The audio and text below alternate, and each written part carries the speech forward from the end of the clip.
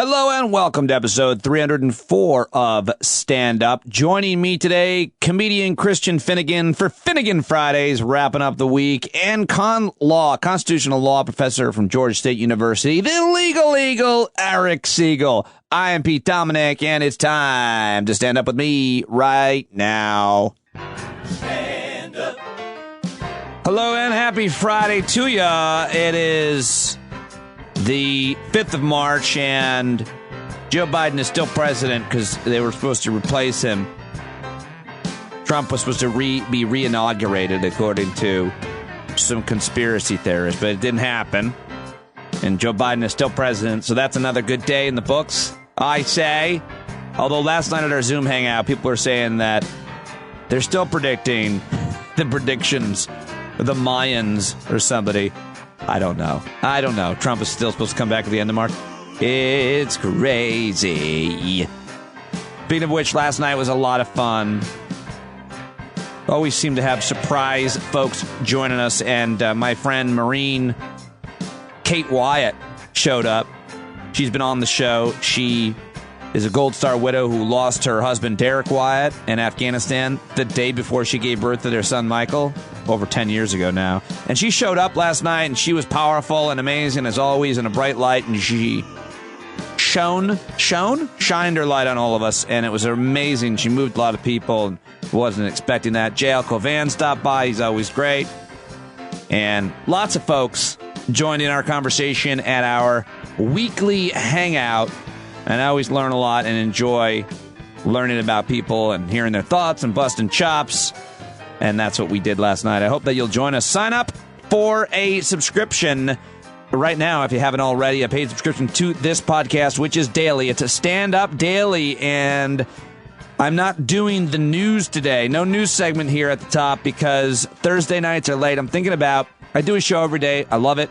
Every day I get at least, usually, almost always, 2 great guests, and today's no exception to that, but I stay up late on the Zoom hangouts, and it's just so much news to be paying attention to and to know. So, I don't know. I might take Fridays off from the news segment. I'm also ramping up to do a live show now, so there's a lot going on. I need more time to do more things. So please forgive me for not doing the last 24 in the news dump today, because I was, up late hanging out with subscribers at our weekly Zoom hangout, and just too late for me to get it done, at least get it done well. I don't want to half-ass it. I never want to half-ass anything with you here.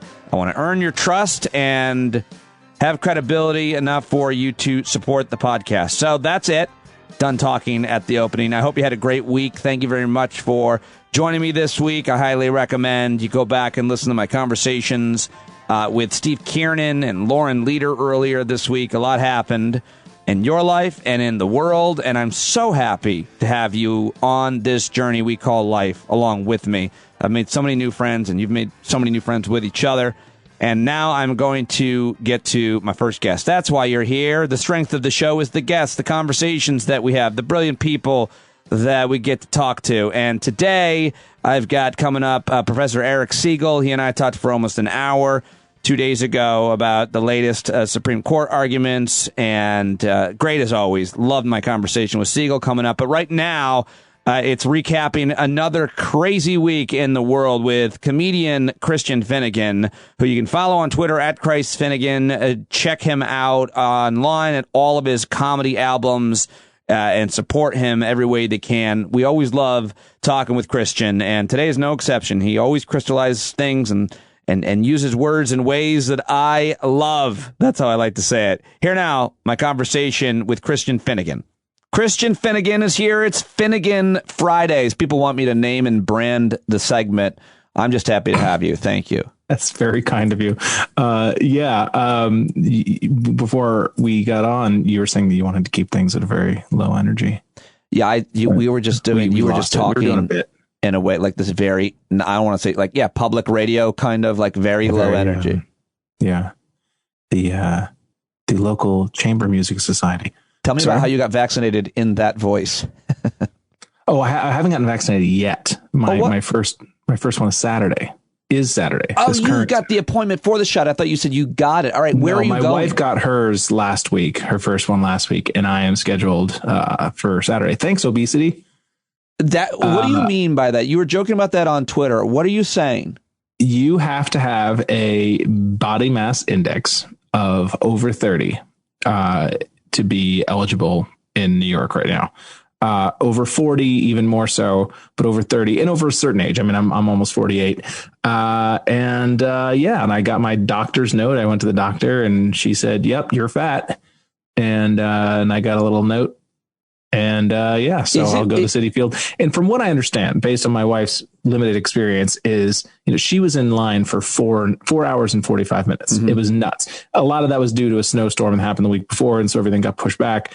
But I think their feeling is, if you've waited in line all that time and you get there, I don't really think they're rigorously checking.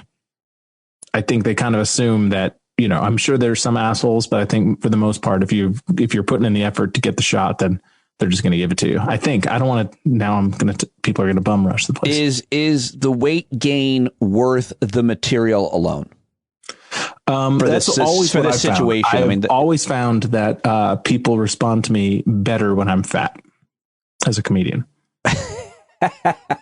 Always. I didn't mean that. I meant the idea that you qualify for your vaccine because you've gained a certain amount of weight because of your BMI. Like, there's a lot there. It's a terrible incentive, but the truth is, it affects people with certain BMIs a lot more. COVID.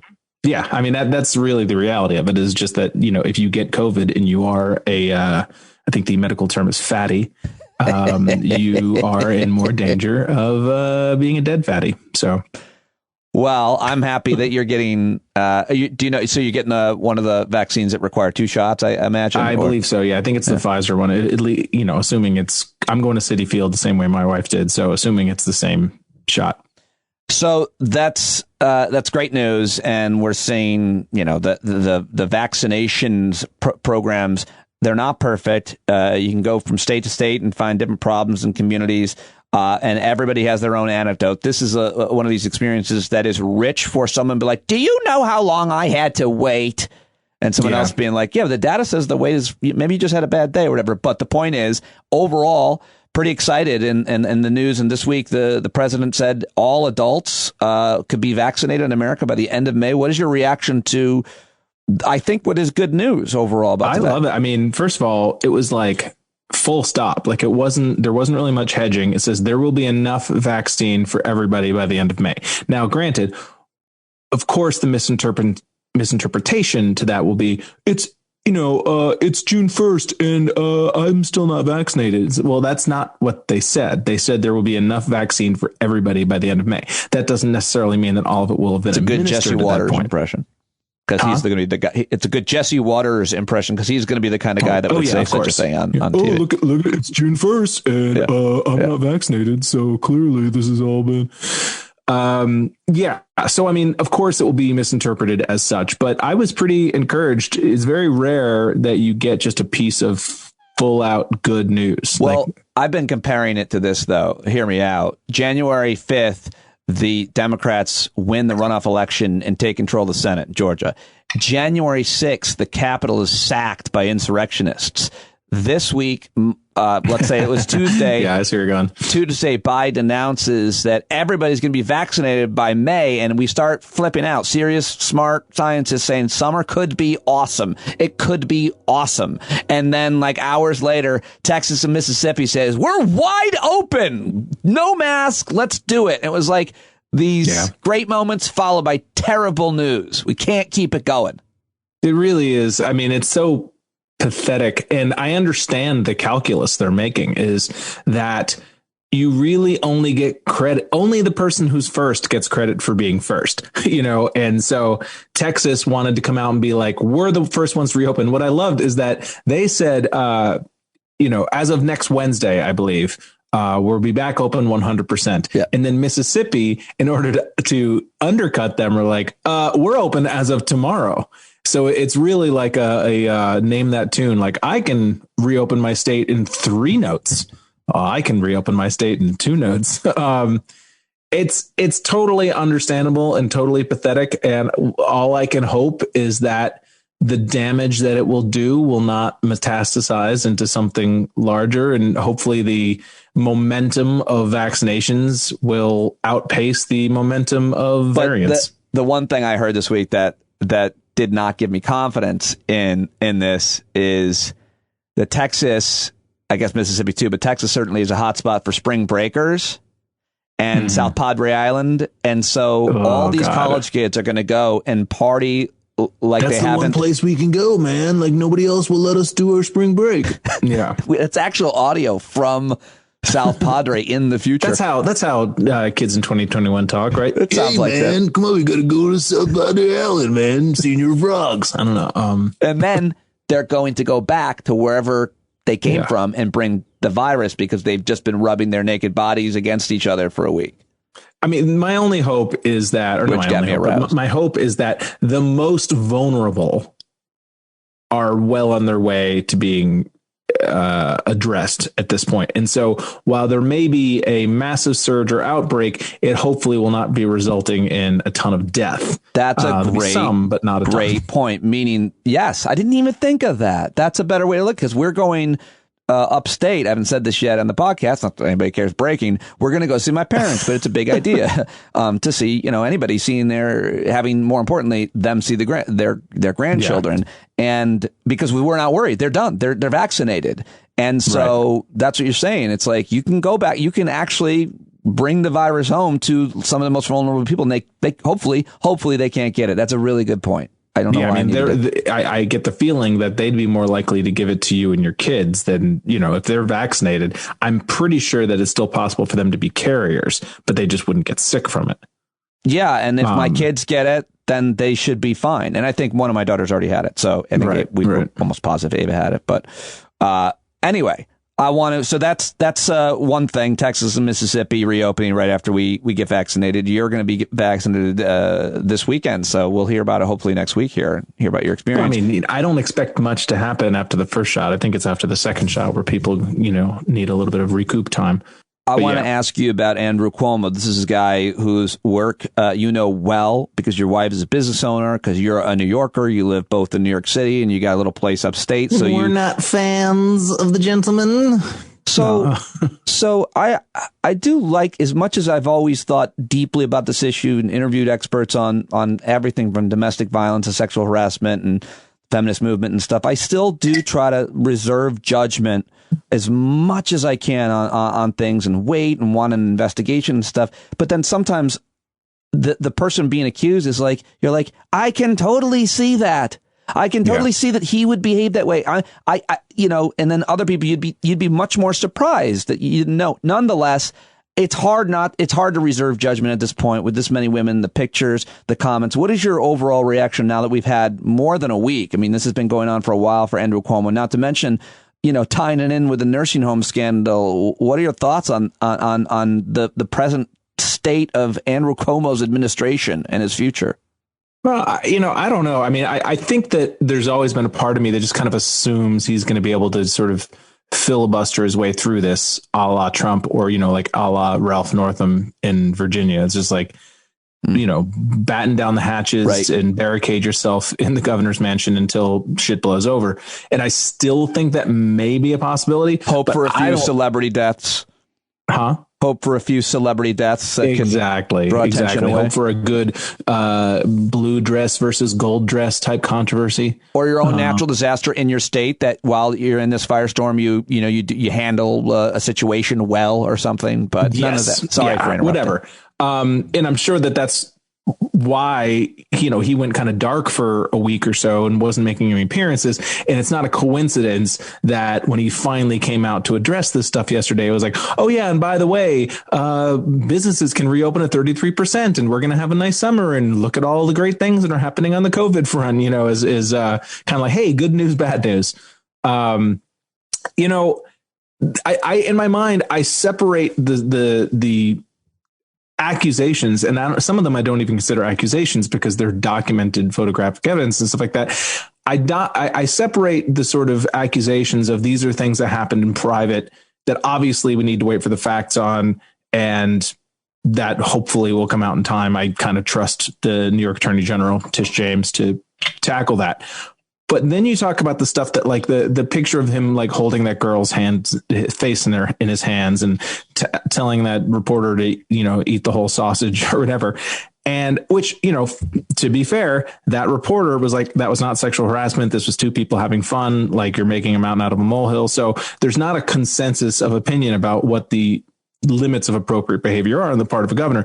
But if you just look at the stuff that he admits to and documents, now, I don't know if it's fireable, but it is absolutely of a pattern, and it is completely within the wheelhouse, or completely within the sort of frame of reference of who Andrew Cuomo has been, this sort of swinging dick routine.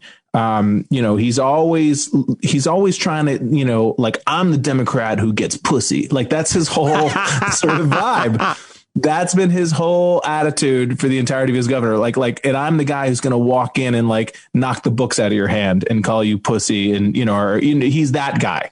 I might be a Democrat, but I'm a man's man. I wear Axe body spray. Like, he's had that sort of quality to him. Then again, all that Italian stuff too, all that BS. Yeah, I mean, and he plays that up. He absolutely plays that up. And he thinks, and he might be correct about this, but he thinks that sort of inoculates him from accusations that he's just one of those like, wussy Democrats. It's like, no, I'm a dude. I'm a guy, and I give it to both sides. I'll go to the gay pride parade, but then I'll also make fun of gay people. Not that he makes fun of gay people, but you know what I mean? Like, I know exactly what you mean. Yeah. He code switches to try to, yeah. Absolutely. Which politicians do. He triangulates. Yeah. Yes. Yeah. And, and it all comes down to him kind of consolidating his own power within the New York State government. He loves to sort of feel like the biggest fish in the pond.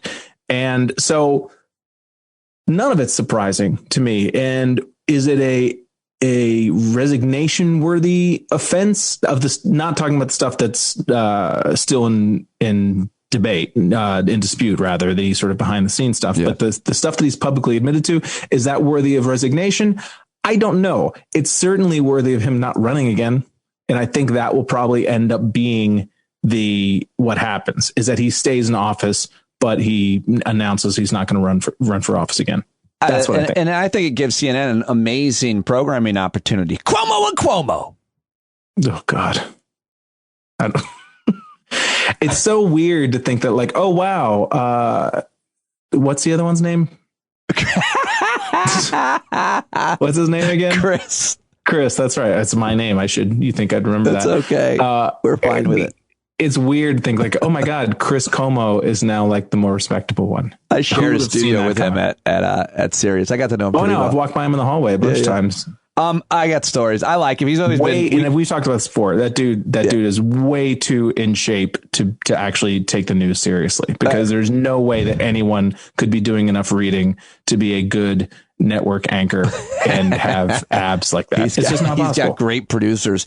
So, but the other part of this, of course, I did really want to ask you, because I knew you'd have a thoughtful response to it, is just watching the hypocrisy of Republicans or people who are always on the wrong side of such issues and defending predators, calling for his resignation and reacting to it. And they just have the ground has gone beneath them. They have nothing. What is your reaction to that? They don't care. They don't need it. Calling Republicans hypocrites, that's what they want you to do. I mean, that's not like literally top of mind, but they don't care. They're impervious to that, because the people who support them, they just want to win. They just want to win. Can you be that? And if winning means that you argue left is right and right is left, they're fine with that. They're fine.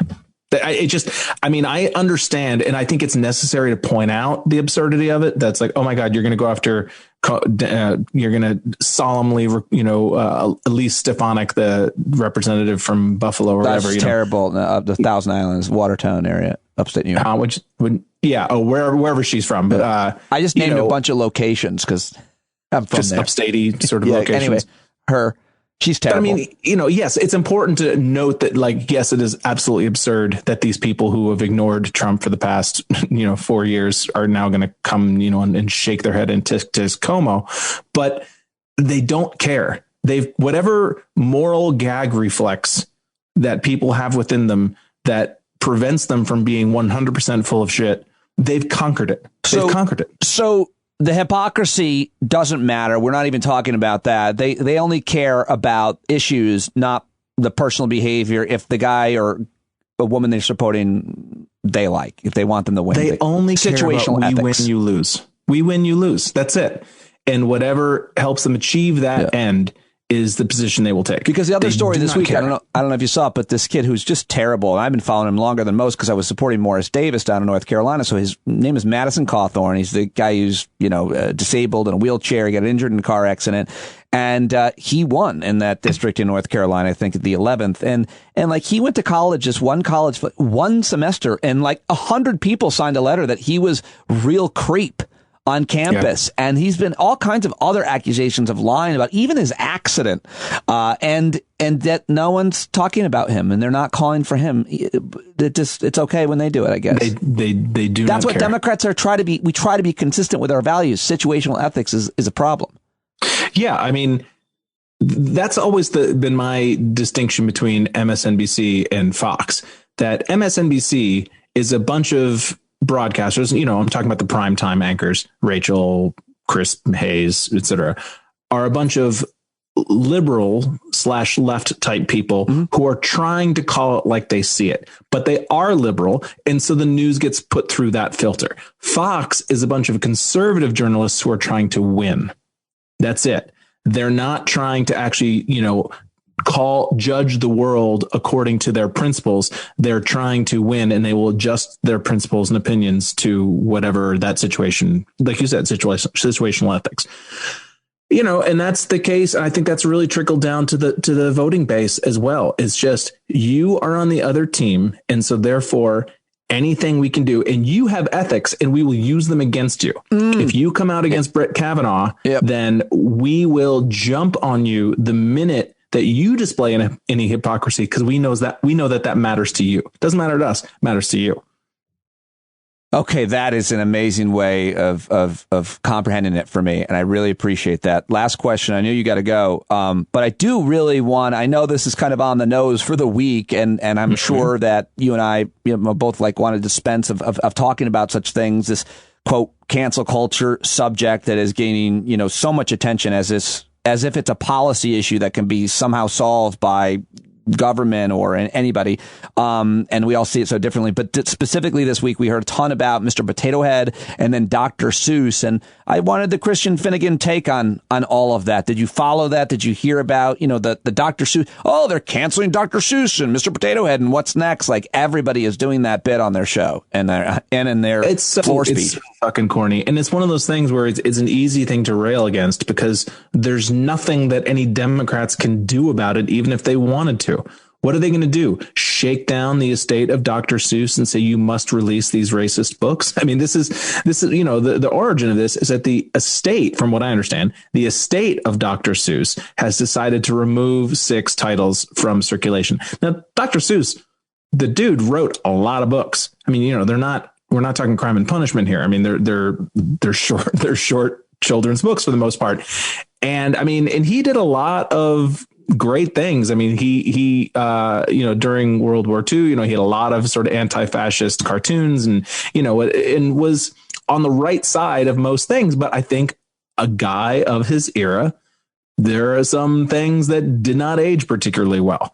And I think it's not even, I think it is absolutely within the estate's, not only their right, but their responsibility. If they're trying to burnish the historical responsibility of Dr. Seuss, it's like, hey, maybe we'll, get rid of these blackface ones. I'm just pulling that out of my butt. Yeah. But you know what I mean? That it's like, if you're trying to burnish the legacy of Dr. Seuss, because you are in charge of the Dr. Seuss estate, it behooves you to maybe de-emphasize some of the work that perhaps did not age well culturally. What are you asking Democrats to do here? And the answer is nothing, which is what makes it such an attractive target for them, because they can just bitch about it without any resolution. Yeah. And it's also a really animated argument for comedians and for, right. Well, it's dumb. It's silly. It sounds it's easy to grab onto. It's like, we want to talk about unaccompanied minors at the border. It's like, well, that's a huge fucking headache. Hey, did you hear about fucking Dr. Seuss? It's a much easier in culturally. Yeah. It's like, hey, you hear about this Dr. Seuss thing? It's very Leno ready. And I feel like maybe I'm making this connection now. Maybe the fall of late night comedy shows as sort of a cultural meeting point. That we no longer have the Johnny Carson, the monoculture where everybody tunes in and watches these shows. Maybe Republican, representatives are trying to pick up the slack. And so we need them to identify what the low hanging fruit is. Because God forbid, it's not like there's anything important that we have to deal with. Well, I think Tucker Carlson and Sean Hannity and the internet right wing guys do a pretty good job at that. And then I think the politicians aren't as smart as them. They pick up on it later. It's like, what did Alex Jones say? I'll use that. Yeah, I would respect Tucker Carlson a lot more if he started every one of his segments. He started every one of his segments like, "Did you hear about this, Dr. Seuss? Have you read the papers and some papers?" Basically, what he is doing with a different, really serious voice. It's exactly what he is doing. Yeah. Thank you very much. I know you got to go. I love talking to you, and I appreciate you joining me here for Finnegan Fridays. Thanks as always, Pete. All right, I just love talking to Christian Finnegan. Please go tell him on Twitter that you appreciate when he joins me on Fridays. Hashtag Finnegan Fridays. Hashtag Finnegan Fridays. Use it. Come on. Come on, use it. At Christ Finnegan if you're on Twitter. And he just always helps crystallize. What a great segment it's become. I'm really excited about the amazing feedback on the conversations that I have with Christian, or really the answers that he gives to my questions. He's just so good at crystallizing things in a way that I can't or don't, and that's what I hear from others as well. So always love it. Always love Christian Finnegan. Yeah. All right, now it is time to move on to one of your all-time faves, a regular guest, a good friend of mine. He is a constitutional law professor at Georgia State University. He has written 2 books. The first one's called Supreme Myths, and his most recent book is called Originalism as Faith. He is invited to speak all over the country. He has been published in all of the major newspapers and magazines, and he regularly blogs at Dorf on Law. We talk about his most recent post about the history and future of affirmative action on college campuses. It's always a great conversation with Eric Segall. It's always great to be in his classroom and learn from him. His passion always comes through, and today's conversation is no exception. We talked about racism and affirmative action and more, and you can follow him on Twitter at eSpinSegall. You can also listen. He does a podcast now. Listen to it. He's got several episodes in the can now. It's called Supreme Myths, where he talks to other legal scholars. It's great. We love him, and we hope that you will let him know how much you love him as well. Yeah, there we go. I think that made sense. Okay, here it is. Eric Segall.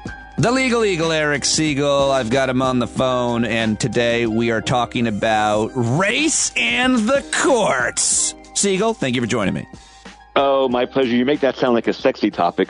Sadly, it's a very sad topic. Racial discrimination and the courts at every level. I don't know how to dress it up, but that's what we're talking about, because you are a scholar and you've been talking about this issue and writing about this issue for a really long time. And we want today to talk about affirmative action as well as voting restrictions and the arguments that we heard at the Supreme Court this week regarding a case from Arizona. And so within those 2 cases, we're mostly going to be focused or issues. But I want to start with the broad assault on voting rights in America as a result of a lie that there were problems. Let's just go back. Before the election, Professor Segall, we had been talking about these restrictive, discriminatory obstacles in the way of voting access as a result of another lie, that there was all kinds of fraudulent voting, voter ID laws necessary. But we can go all the way back to the civil rights movement.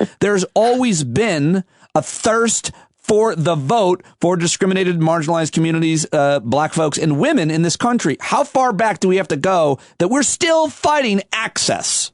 It is amazing that we're still fighting these issues. Amazing is the wrong word. It is tragic that we're still fighting these issues.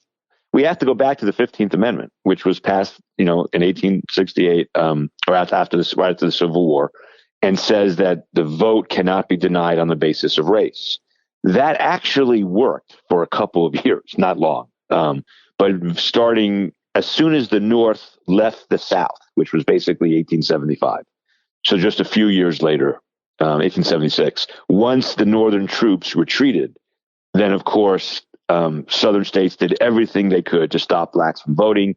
That included violence, that included threats, that included eventually literacy tests, character tests. And that went on all the way up into 1965, and not just in the South. The South was obviously the worst offender, but it happened in Boston and Chicago and LA and San Francisco and every place else.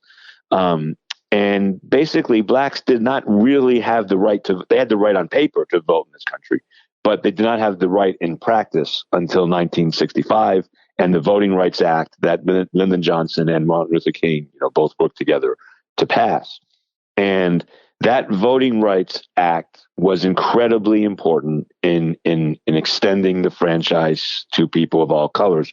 Now, Pete, one thing that your listeners to this might not know, and it's really an astounding fact, the right to vote in state elections is not in the United States Constitution. Right. We talked about this not too long ago, and this is the first I'd ever heard of that. The right to vote is not in the United States Constitution. In state elections is not in the Constitution. It's an amazing thing. And theoretically, the right to vote in state elections, meaning for who? Who would be governor, governor, state assembly, members of the state houses, members of the state assembly.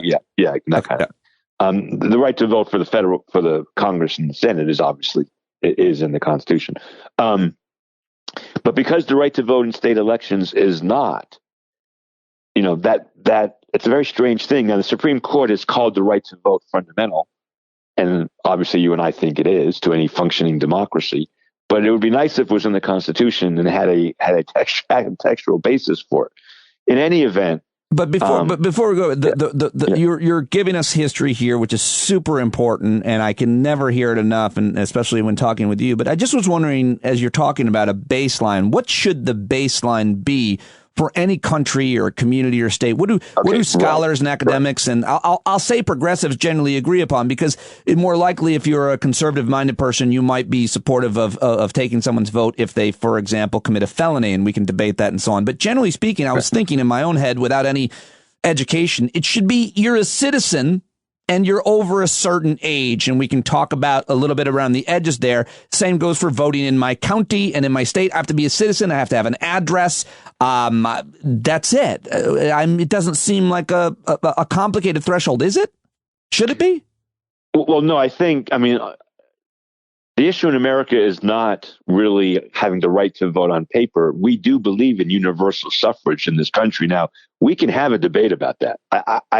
There are dumber debates. If someone can't read or write and is functionally illiterate and has no access to news of any kind, we could have a debate about whether the mere fact of citizenship should give you the right to vote. You and I think it should. There are some people who think it shouldn't. I've heard stupider arguments, but it doesn't matter. In our country, the idea is there is, pretty much universal suffrage. The question is, how far does the government have to go to facilitate the right to vote? In other words, it's one thing to say if you can get to the voting booth with a picture ID, you can vote. The question is, is that picture ID requirement either good as a matter of policy or legal as a matter of the Constitution, and so on and so forth. We accept universal suffrage in this country today, Pete, but we didn't always. So there used to be, a poll tax, and the Supreme Court upheld poll tax. I'm sorry, the Supreme Court didn't strike down poll taxes. What are examples of poll taxes? Well, there's a case the Supreme Court had in the early '60s, involving a poll tax. $1.50 poll tax in Virginia, I think it was. And the court struck it down with a bunch of dissents saying that if you're not willing to pay $1.50 to vote, then you shouldn't be able to vote. It's all moot now. We don't have poll taxes. I always think of poll tax. I always think of like other obstacles outside of an actual payment. Like you have to pass this test. You have to answer, a Right. question of how many gumballs are in this jar. Didn't I see that in a movie? I mean, did that kind of stuff really happen, right? Like they... Oh, no. I've said to you before, the literacy tests that the South used, I could never have passed, much less, the ordinary person. But is that a form of a poll tax? Don't people refer to literacy tests? Well, I think that's vote suppression. It's not, I don't know if you didn't pay money to take the test. Right. I just thought that was suppression.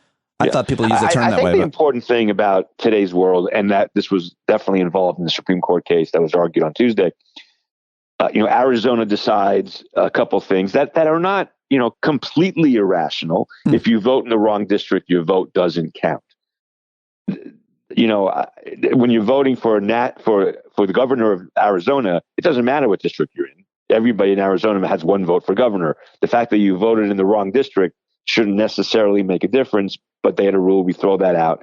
And they also had rules about harvesting votes, people gathering a bunch of absentee ballots and bringing them to the precincts. And other states do that too.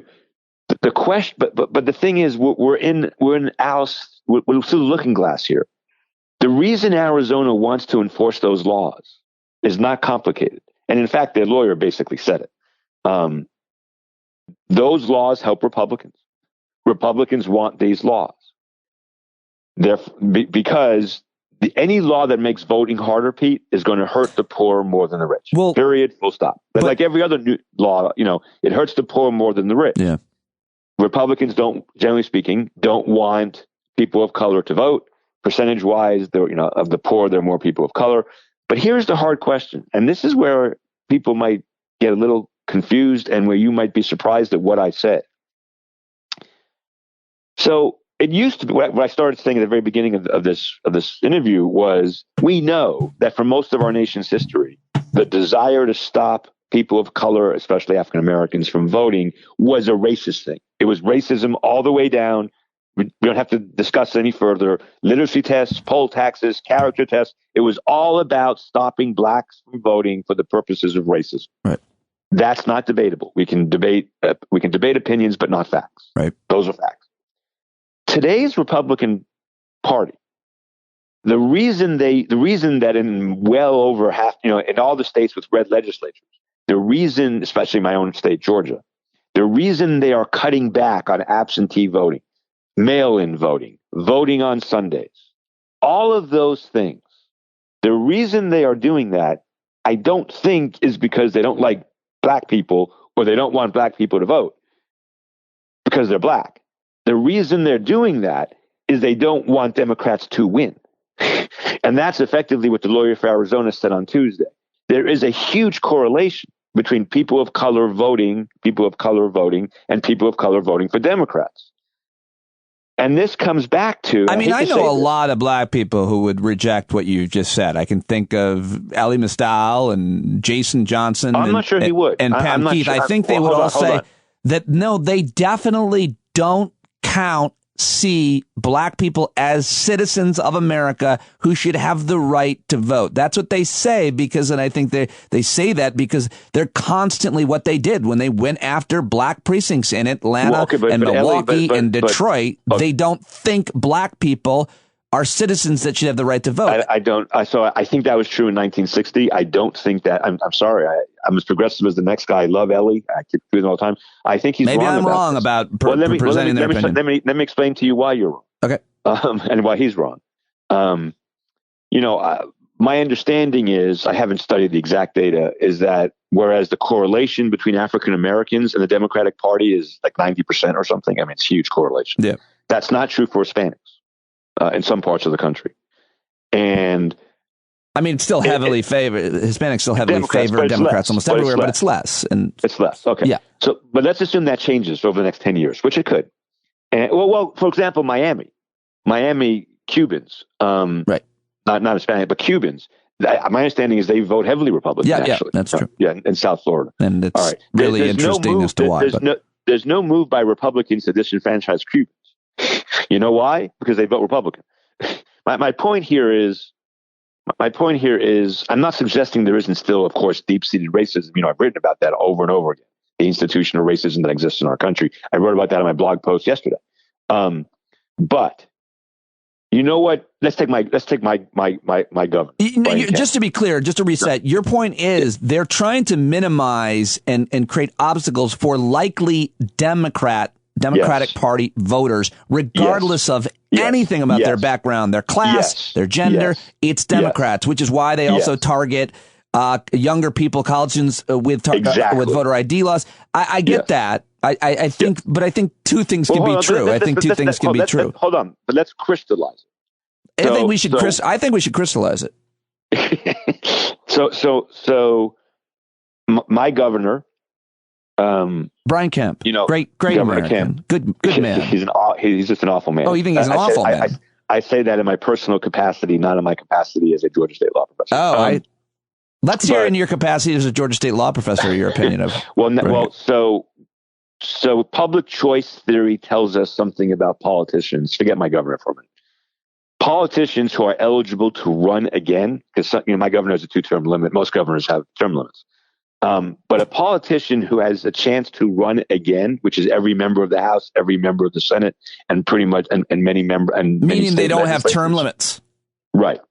What's the number one thing they want, Pete, above all else? To be reelected? To be reelected. And I think that desire trumps everything else. Now, it turns out for a Republican in most parts of the country today, to get reelected, you want to have as few black people voting as possible. But if that weren't true, if in fact the African American vote was divided 50-50 or even 60-40 for Republicans or whatever, they would take a different view of that because their desire to get reelected trumps their racism to the extent they have racism. That's what we know. We know the desire to be reelected is the most important thing. Which by the way, hold on. I'm not done. All right. So let me give you why this argument has legs, even in the eyes of the liberal justices of the United States Supreme Court, the liberal justices. So there's a series of cases coming out of North Carolina where North Carolina had not sent a member of an African-American person to the House of Representatives basically since Reconstruction. Mm-hmm. And after the 1990 census, they redistricted it in a way to get to try to find some way to send African-Americans to Congress. And that led to a series of cases that are too complicated to go into. But the last part of those cases, at the very end of that series of cases, the Supreme Court, basically North Carolina Democrats said, we are redistricting we are using race to redistrict. But that's only because blacks vote for us. It's not because we're choosing blacks over whites. It's because blacks vote for us. We're in control. We're going to redistrict in a way that gets us reelected. And the Supreme Court said 5 votes, and all the liberals plus, I believe it was O'Connor. Yeah, all the liberals plus O'Connor before she retired, said when you do it that way, when you're redistricting using racial criteria, but only because you want to get more Democrats elected, that's not using race, and that's permissible. And I don't get it. Well, in other words, so white people went into court and said they are using race in redistricting. That violates the 14th Amendment. And the court's test for that was race a significant motivating factor. What the Democrats said, and this is, by the way, and then Texas said this in reverse a few years later for Republicans. What the Democrats said is, we are trying to manipulate the racial composition of our districts, but not for race's sake, for the sake of partisan advantage. And the Supreme Court has now held that redistricting for partisan advantage is not judicially reviewable. It's not something the court should ever look at. What I'm trying to say the point I'm trying to make, Pete, is across the country today, Republicans are trying to get absentee voting, mail-in voting, Sunday voting, harvest balloting, illegal in as many states as they can because they want Democrats to lose and Republicans to win. Now, the effect of that is obviously borne by people of color. There is no question about that. I think the story is more complicated than Republicans hate black people. I think the story is much more complicated than that. I think the story has to do more with being reelected. Not true in 1960. That's my point. Not true in 1930. Not true in 1890. It was just deep-seated racism. I don't think that's what's happening today in Arizona. I think what's happening today in Arizona is the Republican Party wants to win. And that's what, so there's this lawyer, Michael Carvin. You and I had actually talked about him before. He argued the Obamacare case. He's argued a lot of conservative cases in the Supreme Court. He's an incredible douche. Yeah, he's an asshole. He was an asshole on Tuesday. He's always an asshole. I don't know why he's effective in the Supreme. Maybe they like assholes. I don't know. But there was a point in the argument on Tuesday where he basically said, we're doing this because it helps the Republican Party. Right. Everybody, the entire internet reacted to the zero-sum game answer, which basically everybody said, he's saying the quiet part out loud. But Pete, there is a difference. There is a moral difference. And there is, according to the Supreme Court, a constitutional difference. I haven't decided yet if I agree with this or not as a matter of constitutional law. But there is a moral difference between Republicans using voter suppression today to get reelected and politicians, frankly, mostly Democrats in the South, using voter suppression in 1940 because they didn't think blacks should have the right to vote. Those are different things. We can't call those the same things. The literacy tests and the character test that I heard a statistic yesterday. I know on my panel on Monday that I did on this is my week on race. This is Segall on Race Week. I did a panel for a big law firm on Monday, and I've sent you the guy I did it with because he was so impressive. This guy who was wrongly convicted of second-degree murder and spent 25 years in prison for a crime he didn't commit. And, he emailed me. I gotta get. Yeah, please. He's really good. Yeah. But one of the points he was making was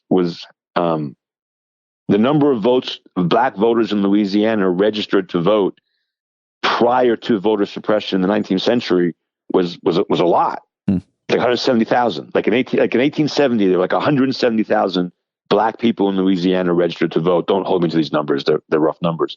By 1920, there was like 950. That was voter suppression for the purpose of racism, Jim Crow, keeping black people unequal, caste system, apartheid.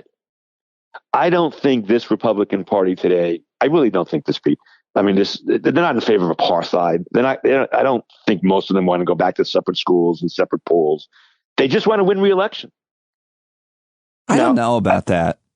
Well, I mean, we can debate it. I'm not taking a strong position on that. I mean, you'll agree that there certainly are some of them that think that. I mean, no, of course, I'm not denying that. I'm just saying that's not what this is about.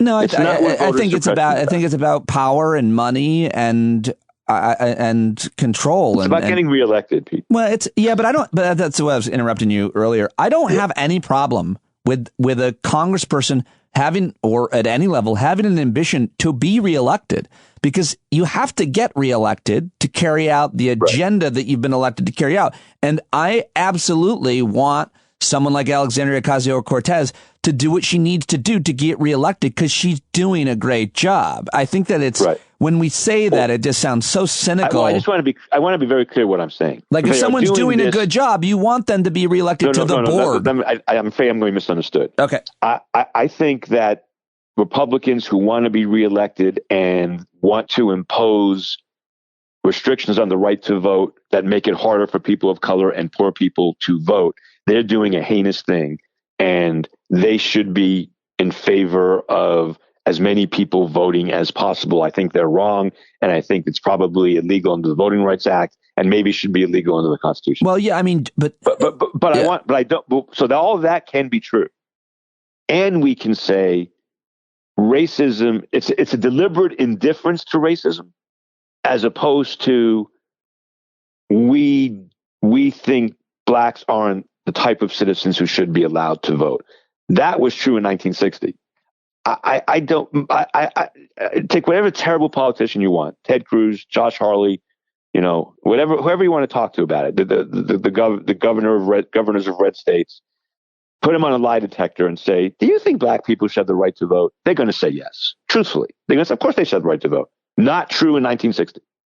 That's my only point. Okay. Well, I mean, I think that's open to debate in nuance with certain people in certain areas. But I also think that, generally speaking, I always get hung up on this if I don't get into many disagreements about it. Not anymore. But should we all, regardless of our political ideology, want people to vote, most people to vote? Because it seems simple to me that if there's 100 people in this room and I'm debating my opponent, I want to convince as many of them to vote for me as I can. And then you get to try to convince them to vote for you. That's the deal. That's democracy. We should want people to be able to vote. Yes. And that isn't conservative. It's not liberal. It's not Democrat or Republican. That seems really fundamentally basic to me. Well, I think that's how democracy should be run. So I agree with you, obviously. Are there scholarly arguments of academic arguments in any way, shape, or form that are, reasonable? Well, there were Supreme Court justices in the 1960s who didn't agree with you. And one of them was Justice Harlan, who was a very moderate and very good and thoughtful justice. Well, what did he think then? Well, let me ask you a question. Let me ask you a question. All right. It's not what I want to discuss today, but I'm a little nervous about this because it can be misunderstood very easily. But if you took someone from the woods of North Carolina who's illiterate and never written a book and has no idea about public policy and doesn't care about public policy and is basically going to vote by flipping a coin or randomly, are we sure that's the best way? I still want that person to vote. I want to be clear. But for those people who don't, are you sure they're that wrong? I mean, if you knew a person was flipping a coin, would you want that person to vote? No, I wouldn't want someone who's flipping a coin to vote. Well, that's the argument. All right. Well, you don't agree with that. I don't agree with that, but it's interesting to discuss. Let's get back to what you did want to discuss, which is affirmative action as well. We've been talking about voting restrictions. We talked about the case that was argued yesterday in the Supreme Court, which, by the way, do you want to make a prediction on how you think that is going to be settled? So it was interesting. Ian Millhauser, a very progressive guy who writes now for Vox. He's good. He's I think he's very good. We all know Arizona's going to win. The issue is how broadly or narrowly they're going to win. And he was kind of optimistic based on the oral argument that the conservatives won't do as much. It's all about Section 2 of the Voting Rights Act. It's a little complicated, but Section 2 allows citizens or the Department of Justice to sue a state for voting for changing their votes in ways that hurt minorities, changing their voting systems in ways that hurts minorities. It used to be that if you were one of 12 states who had histories of very serious voter suppression, you'd have to get pre-clearance from the Department of Justice or judges before you could change your voting mechanisms. That was struck down by the Supreme Court in Shelby County. You and I have talked all about that, how disastrous that is, how terrible that was, and all that. This is a different part of the Voting Rights Act that allows basically anybody to bring suit against a state that is imposing new voting restrictions that violate the rights of minorities, people of color. The laws are going to be upheld. The question is, what legal standard is the court going to articulate? Ian was very optimistic. It'll be a version of Section 2 that doesn't destroy Section 2. I'm not sure. I don't trust these 6 conservative justices to do what Section 2 should require of them. So my prediction is Arizona wins and wins by a fair amount, doesn't get a total victory in terms of the legal standard, but Arizona's going to win the case. I think everybody thinks Arizona's going to win the case. I think that's clear. Which means people of color will have a harder time. People of color will have harder time voting in Arizona. That's what it means. In Arizona specifically, or will other states then? Well, I think if it's upheld in Arizona, it's going to be upheld in wherever they are.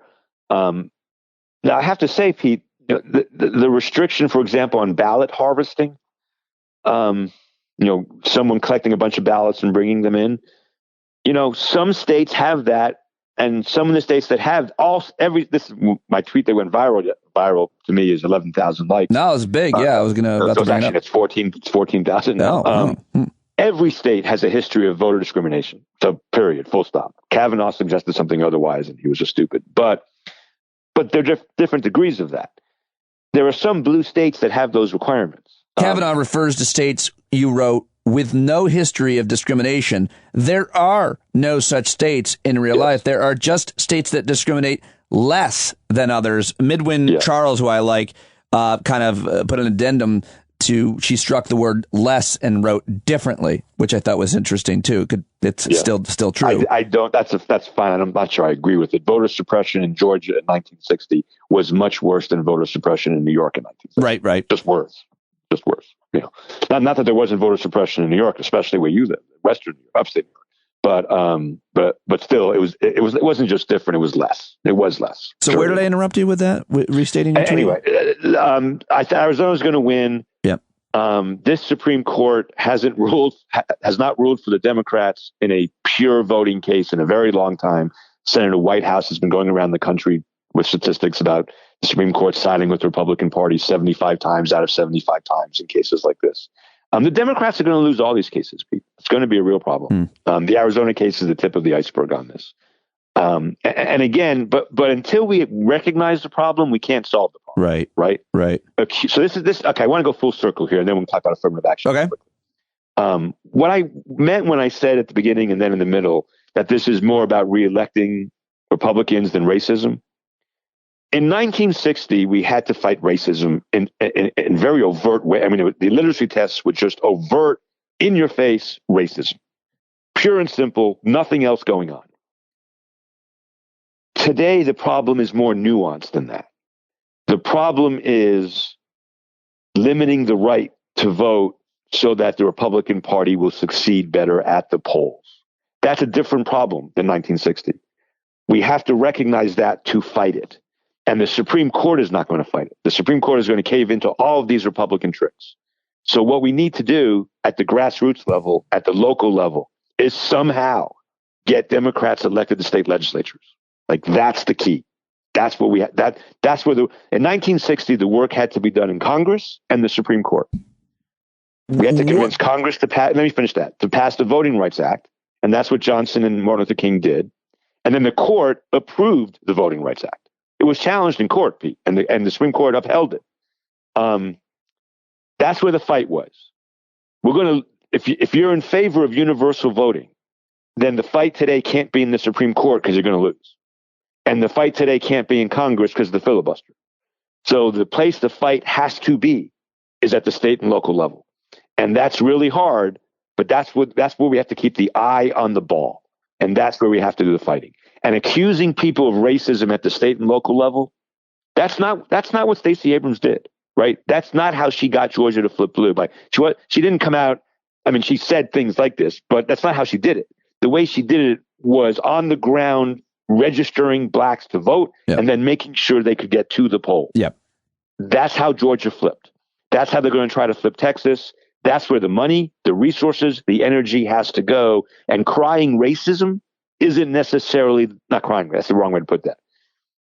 Making claims about racism is less effective than signing up black people to vote. Well, you could do both. Yes.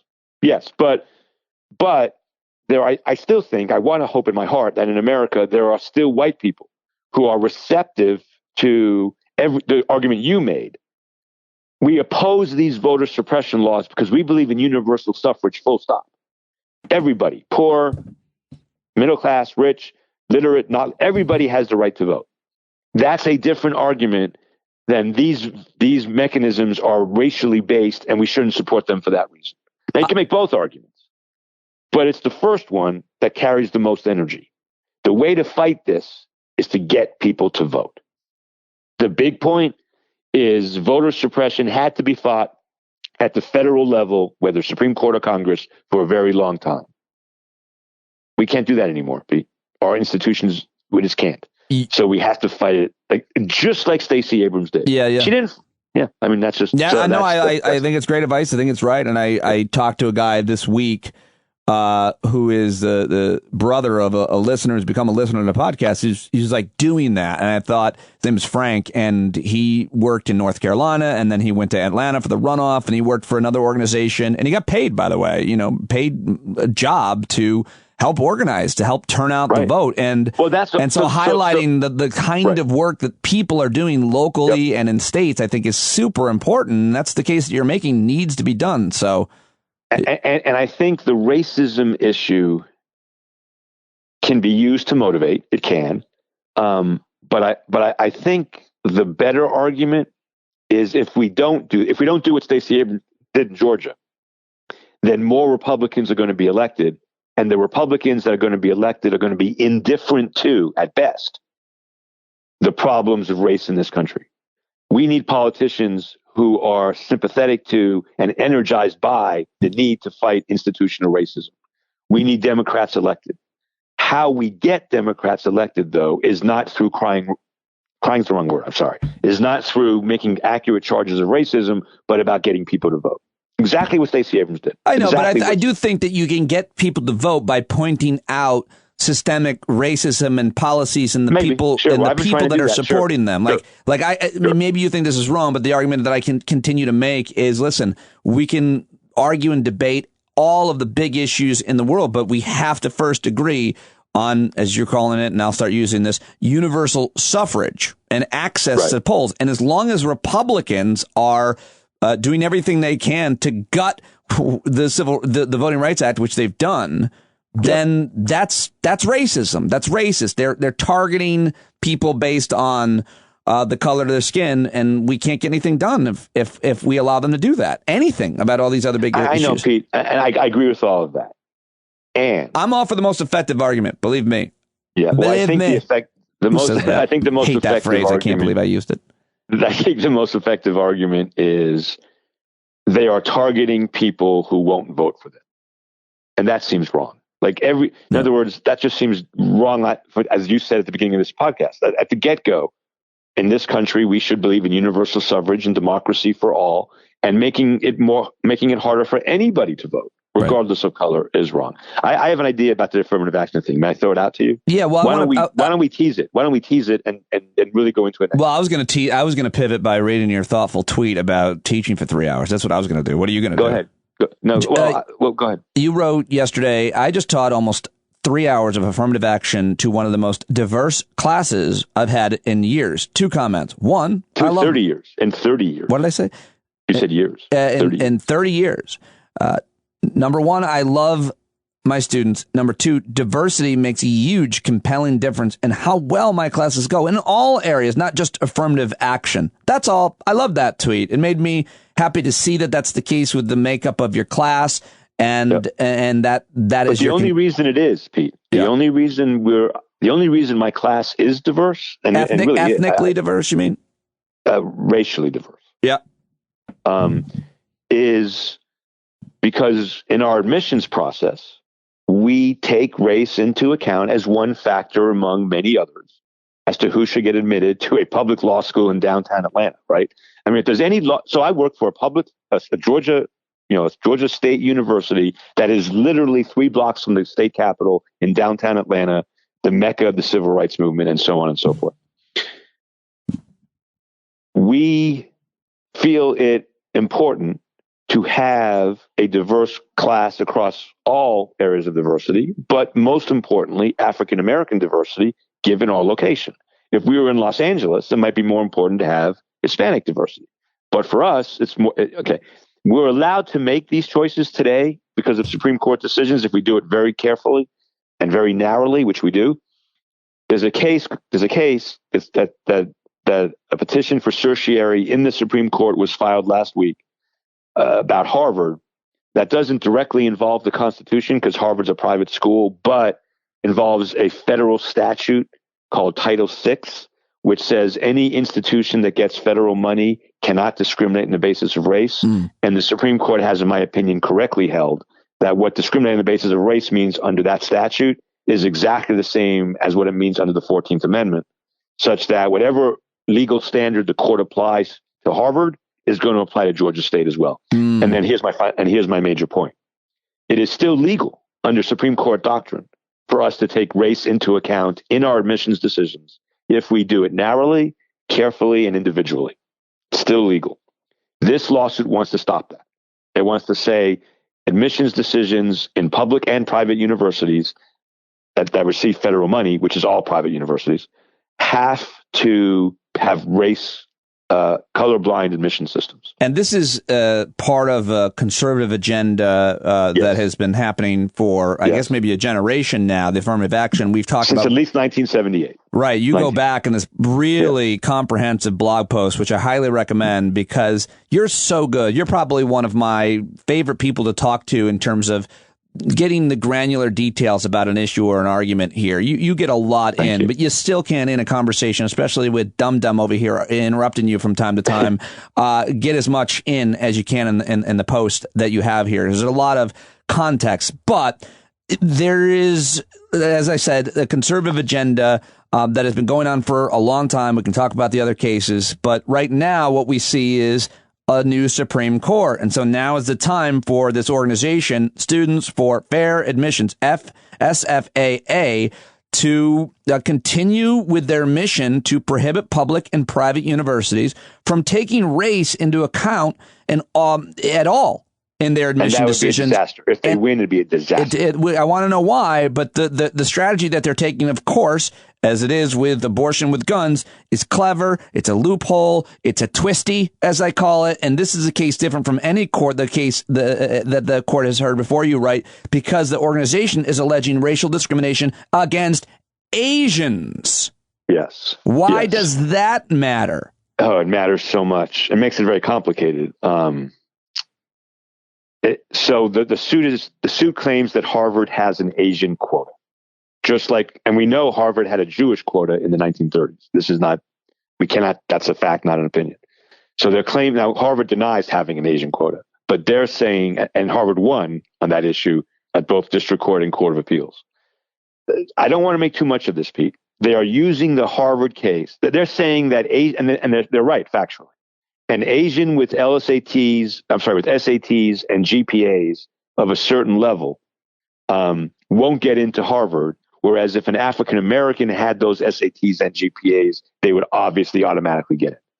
Because Asians do better on standardized tests than African Americans and Hispanics and whites, for that matter. That's just a fact. Because standardized tests are culturally stupid, and I mean, the main point is they don't give a damn about Asians. This is the same group that filed suits in every other case. It was a white-black issue, or in Texas, an Hispanic-white issue.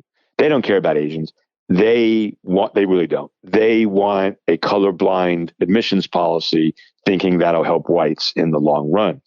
And they're using this case to get there. And it's actually very clever because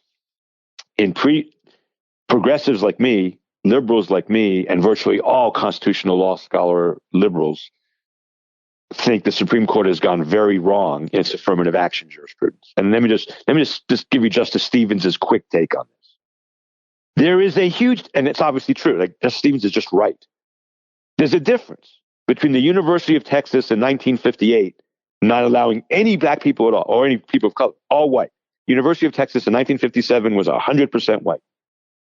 That clearly violates the 14th Amendment and should violate the 14th Amendment. The University of Texas in 2021 is effectively 50% white and 50% Hispanic, black, and other. This same group brought two lawsuits against the University of Texas saying they used race in their admission. Justice Stevens says, as a constitutional matter and as a moral matter, there's just a huge difference between a no trespassing sign and a welcome mat. The University of Texas used race as a no trespassing. If you're not a white person, you can't come here. Now, University of Texas and Harvard, for that matter, are using race as we want more non-whites in our university. We want to make up for the past. We're going to do it this way. Now, making up for the past, the Supreme Court has wrongly said is an illegitimate reason for affirmative action, which I find the most offensive thing. Why? From 1789 to 1964, formalized legal slavery, segregation, discrimination was allowed. Right. And then all of a sudden we're going to say, no, now he has to be colorblind? Right. Really? Right. We were never colorblind. That's absurd. I mean, it's crazy. But that's what the court has said. If this suit is successful, it will have incredible and maybe irreparable damage to our country. And I'm really afraid that it's going to be successful. And that's maybe where we should start next time, because virtually every university in the country uses race in its admissions process, either kind of the way, Harvard does and the way Georgia State does, which is as a plus factor in its admissions decisions. There are many states, California, Michigan, and I think 3 other states, where the people have passed state constitutional amendments forbidding the use of race in admissions. Mm-hmm. They do anyway. But if the Supreme Court were to hold they can't, I think that would be a real problem. Now, I have to tell you that about 5-6 years ago, when the last affirmative action case came to the Supreme Court, I talked to admissions directors at 3 elite Northeastern universities. Oh, yeah? And they were terrified that the court was going to overturn affirmative action. And all 3 said to me, we won't obey it. We won't do it. We are committed to having people of color in this university. Yeah. We are committed to maintaining the GPAs and SATs that make us elite schools. And we will find a way no matter what the Supreme Court says. That is a very interesting conclusion. Yes. That 3 different. 3 different ones. And one said they'd go, and by the way, one of them said, if the court rules that way, I'll go on the record. But the court didn't go that way. What happened was Justice Kennedy changed his mind. After decades of opposing affirmative action, for the first time in his career, right before his retirement, he upheld affirmative action. Has he been asked why? Did he say why? So it's interesting you say that. There were a lot of opinions about that. Mike Dorff, who clerked for Justice Kennedy, who I blog with, and Mike, in the beginning of his blog post on this subject, said, I've not talked to the justice about it. I have no inside information. But then Mike made a very compelling argument that Justice Kennedy, in all the cases where he struck down affirmative action, said, it can be done, but just not this way, the way that whatever case it was. And then the University of Texas did it in a way that Justice Kennedy thought was permissible. So Mike's position was he didn't change his mind. It's just that the University of Texas did it in a way that he always said was permissible. I don't agree with Mike's analysis, but he's more of an expert on Justice Kennedy than I am, so I'll defer to him. But the fact that Kennedy changed his mind is now old news.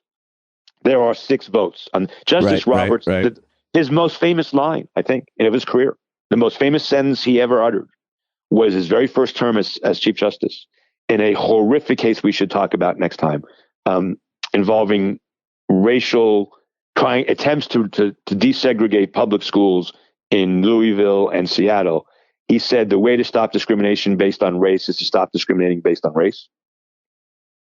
And it's just so wrong. Yeah. I mean, it's just so wrong. I'm always happy to talk about that. It's so important. All right. Yeah. Thank you very much. We'll pick up all of that next time. You left a lot of questions on the table, as always, which I really appreciate it. Thank you for 44 minutes of your time. It's great to be in your classroom, as always. My pleasure, my friend. Thank you. And there he goes. Spin Segall, everybody, on the Twitter. Tell him you heard him on the show and get his books and listen to his podcast right now. Make a note. Remind yourself, Supreme Myths, available wherever you find your fine podcasts, right? Okay, well, that is it. What a week. What a week. Thank you very much for joining me. Sorry I didn't get the news segment done. Please forgive me. Don't cancel your subscription. It is so many hours every night and day to get it all done. And I love doing it. And I always feel bad when I say this stupid thing. I say it over and over. I'm begging for your forgiveness, for your pardon that I didn't do the news dump this episode. But I loved hanging out with those of you who joined me, about 50 folks, on the Zoom Hangout on last night and every Thursday night at 8. 24/7 on the Discord platform. But that's all I've got for you today. I hope you have an awesome weekend. If you're listening to this on Friday, I hope your second week of March is great. I hope you stay in the moment, stay mindful, and try not to get too stuck worrying about the uncertain future, because that's the only thing that's guaranteed. So, I'm out. I'll talk to you on Monday. I love you. Goodbye. You're not alone, folks. We're almost out of this dark pandemic, and I am excited to see what comes next with you and me, and I'm still talking, and shut up. Take it away, John Carroll. Stand up, let the brave meet the challenge, let the meek weak flee. Oh, boy, you better stand up. Stand up. When you're tired of begging, saying pretty please, that's the time you gotta finally get up off of your knees. When you can't see the forest for the burning trees, you got to stand up. Hey, you've been sitting so long, you got the creaky knees, you got to stand up. Stand up. I think you're driving wheels been leaking grease. Boy, you better stand up. Stand up. Well, there's a whole lot more of us who know what's right. They'll keep right on ignoring us if we keep sitting tight. You got to open up the window to let in some light. You got to stand up. That's right. You got to rise up. You got to stand up. You got to stare the devil straight in the eye. You got to let him know it's his turn to go. See it clear when all you hear is a lie. Don't get up off of your butt, get down off of your fence. Even if it ain't a very friendly audience, well, they'll begin to listen when you start making sense. And you stand up, stand up. No need to point your rifle to defend your town. Just stand up, stand up. You know they can't deny you what you're laying down. Boy, you better stand up, stand up. Show your face of every color, yellow, black, red, and brown. She's the place where every lost child will finally be found. There's only one thing to do before we stand our ground, and that's stand up, stand up. Well, the founding fathers saw a land for all. They had to stand up, they had to stand up. They had a keen imagination for a crystal ball, drawing all the plans of the stand up. But all they had to go on was the time they were in, with other causes for laws, and since they weren't even sin, they knew that change was gonna come before the change could begin. They had to stand up. All right, they had to stand up. We got to stand up. We got to look the devil square in the eye. We gotta let him know it's his time to go, and make it clear when all we hear is a lie. Why you lying awake wondering where the money all went? It'll be the cost of freedom that'll go unspent. You can see him flee the scene of that experiment if you stand up. All right, we got to speak up, we got to reach up and raise your voice in every way you know how. Don't be toes up, you got to show up. Ain't no better time to do it but now. No need to pledge allegiance to no wanton tribe. Rise up, show obedience to the voice inside, and listen well and it'll tell you not to run and hide. It says stand up, stand up, got to stand up. Ooh, come on, just stand up. Everybody got to stand up in the darkest hour. Stand up, people got the power. Stand up. Come on, come on, come on, come on, come on, come on, come on, come on, come on. Stand up.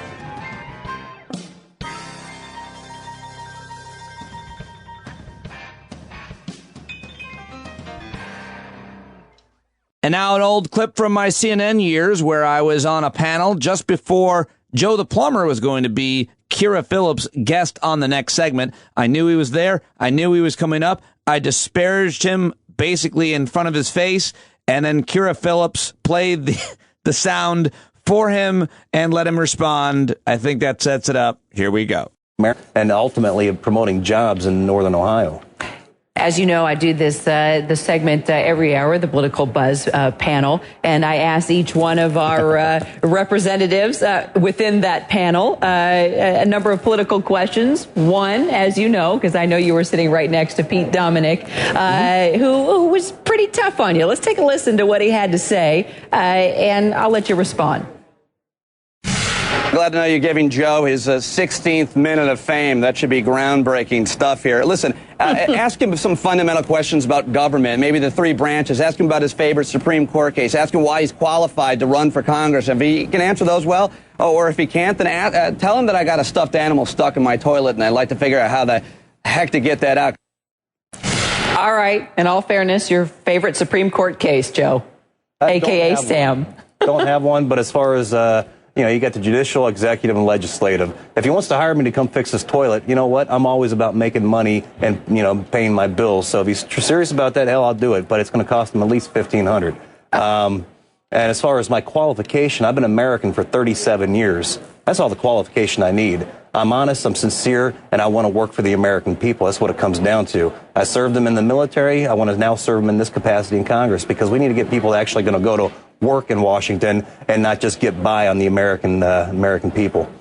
So you need to go to joeforcongress2012.com and read what I got to say. If you like it, volunteer or donate, support getting hard-working, honest Americans back in office. All right, now, before we go, I got to get it straight. Am I to call you Joe or Sam? My name is Samuel Joe. Nobody cares. Have a good weekend, everybody.